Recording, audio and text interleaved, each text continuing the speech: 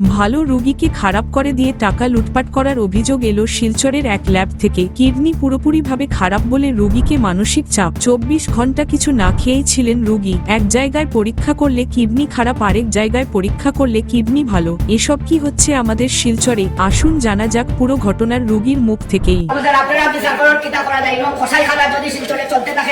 শিলচরের রাস্তাঘাট খারাপ, সবকিছু খারাপ। প্রশাসন কই? প্রশাসন কই?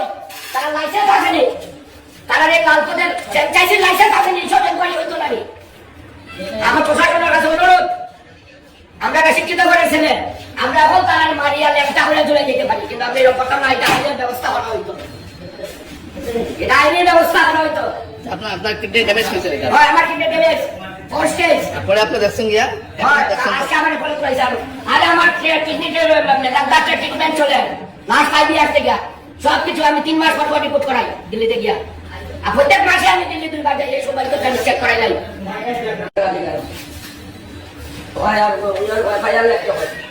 তারা মালিককে এই যে লাল আমার মেদান্তা রিপোর্ট, আমি প্রত্যেক বছর মেদান্তা যাই 3 বার 4 বার 3 মাস পর পর। লাস্ট 18 ম্যাচ গেছে মেদান্তা রিপোর্ট, ক্রিয়েটিনাইন লাস্ট 3 মাসের রিপোর্ট। কালকে আমার পরশু দিল্লিতে খুব জ্বর হয়েছে। কালকে আমি দিল্লি থেকে আইসি, আমার বডি কাজ দিল্লিতে আইয়া খুব কাছে হাতে বড় গেছে। 70% দেখাইছি, ব্লাড টেস্ট করে ব্লাড টেস্ট করছি।